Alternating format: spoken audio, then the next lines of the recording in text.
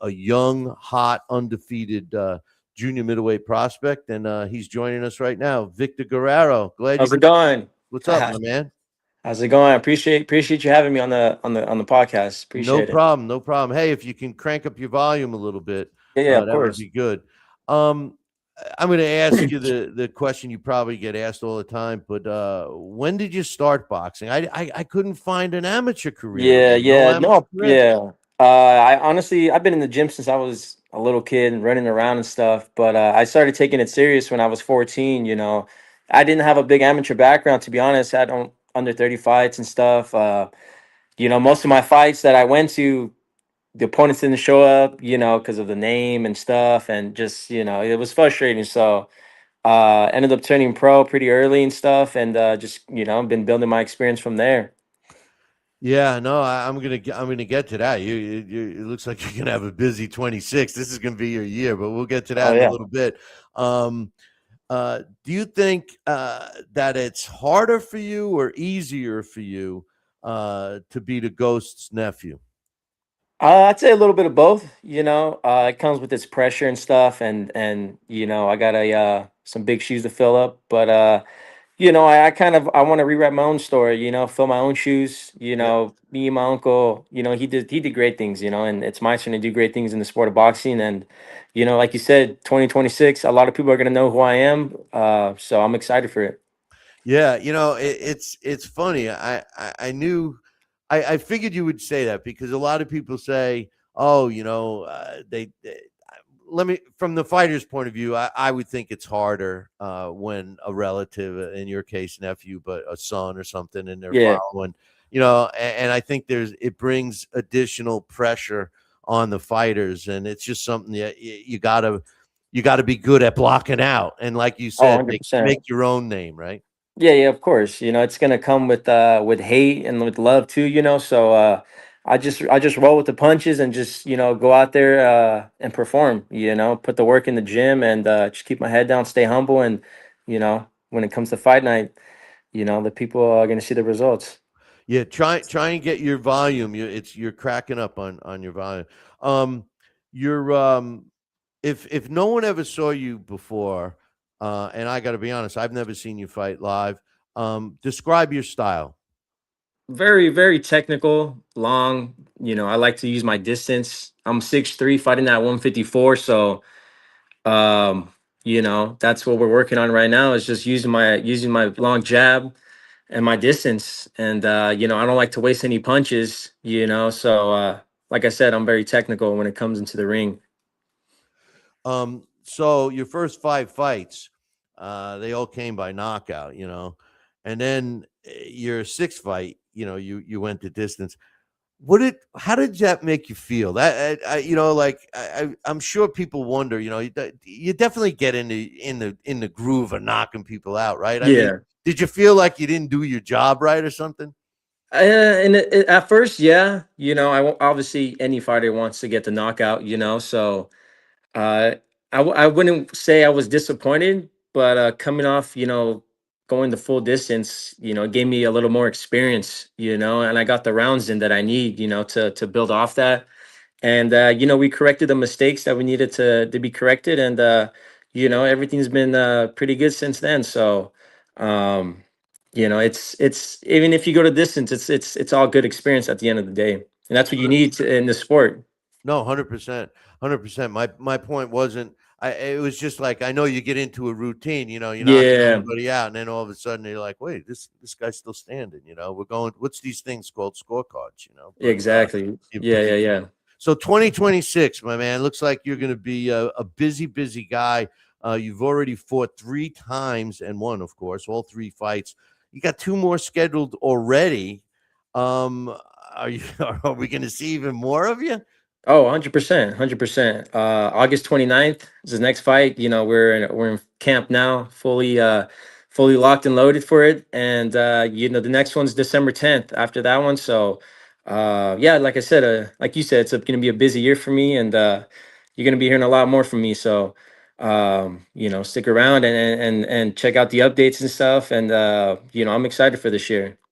So the junior middleweight, super welterweight, whatever you want to call it, is pretty hot right now.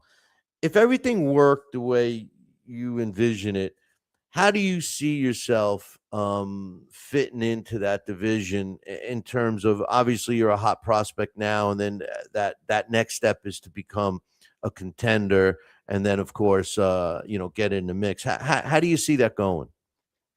Everything's right now is going on schedule. I think by next year, end of next year, I think we're gonna hit some call out some big names, get into that, like you said, the contender stages and stuff.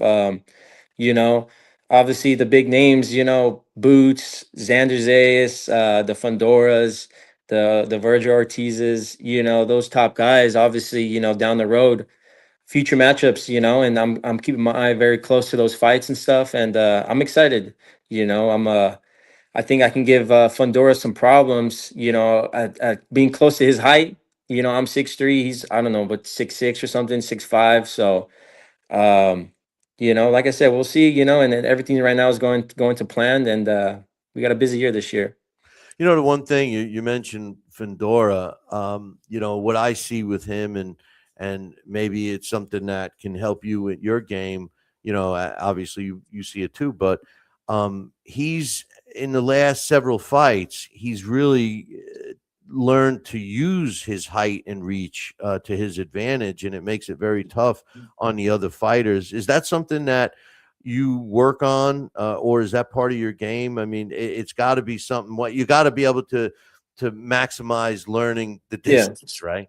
Oh, of course. Yeah, yeah, of course. We try to work inside and outside. We don't want to be a one-dimensional fighter.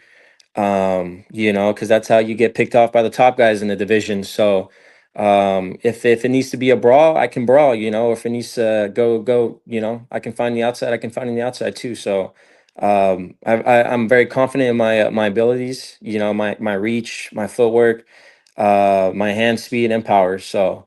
Within the next year, like I said, next year, I think we're gonna, a lot of people are gonna see what I'm capable of. Um, I'm going to ask you a question, and I don't know if you'd want to answer it or not, but I'm just curious. Young fighter on his way up, like yourself. Um, what's your thoughts on Zuffa boxing? I mean, they're doing their thing right now. They signed a lot of talent. It shows that they have money to throw around, but there's still an upcoming promotion. I'm not too fond of it really. The whole system and being so blank and having no can't customize your trunks and stuff, and I'm a old school fighter. I like to be a little flashy when it comes to being in the ring. So look good, feel good, fight good. So um, I'm not really too opposed to it. I mean, I do watch the fights here and there, but I know they're still coming up, and there's still a new promotion. So that's where I Yeah. stand. I got a question for you from somebody in the chat room, my man Coach. I just put it up on the screen. Any sparring with Guerrero Jr.? My little cousin. Yeah, yeah. No, no, he fights a little lighter than me. We haven't gotten the chance to spar with my little cousin, but no, big shout out to my little cousin Robert Jr. He's doing his thing, so he should be having a fight pretty soon. So just keep a lookout for that. We got another question I'll ask you from somebody in the chat room. This is Love It. She's saying it's a novice question. How much training is watching opponents' film? Very often, I leave that up to my coach, Coach Sid. We've been working together for about, I'd say, going on 8 months. And he's been great. He's transitioning me to fully use my abilities. My distance and stuff, snapping my jab more. And no, he usually the one that dissects the opponent, and we go in training with the game plan. So come fight night, the results are gonna show. Well, listen, Vic, I appreciate you coming on, and I'm going to be keeping an eye on you. And I'll tell you, like I say to a lot of young fighters, I just lost you. Uh, oh, there you are. Sorry, sorry. I figured you were Yeah, like, yeah, yeah. all No, right, my bad. goodbye. Whoa, hey, slow it down.